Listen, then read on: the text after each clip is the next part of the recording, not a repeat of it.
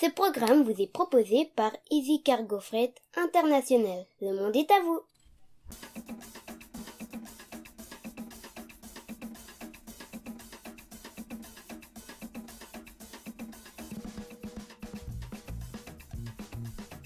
L'actualité de la RD Congo sur les réseaux sociaux ce vendredi 15 mars 2019, ce sont des tweets et des posts des internautes que nous avons lus pour vous. Bienvenue à tous. Deux sujets émergent ce jour. Il s'agit encore une fois de la communication au niveau de la présidence de la République ainsi que des élections sénatoriales. Toujours et encore des problèmes de communication du côté de la présidence.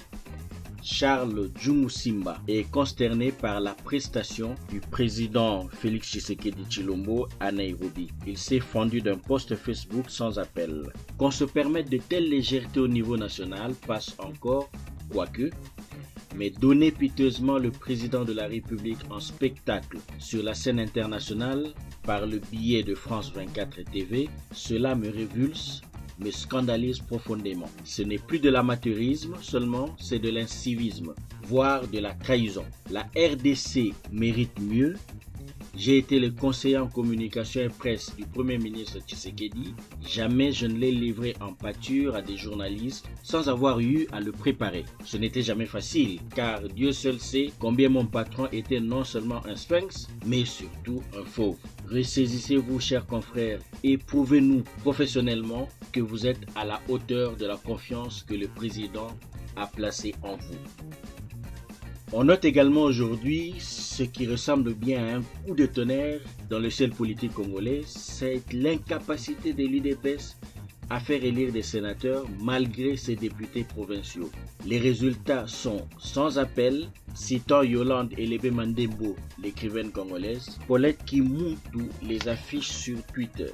FCC 91 sièges, Lamouka 6 sièges, Cash 3 sièges, aucun de l'UDPS. Un sénateur a vie, le patron du FCC. L'opposition est KO debout. Banguistes et talibans continuent à vous bagarrer, les autres avancent et se marrent, conclut le tweet.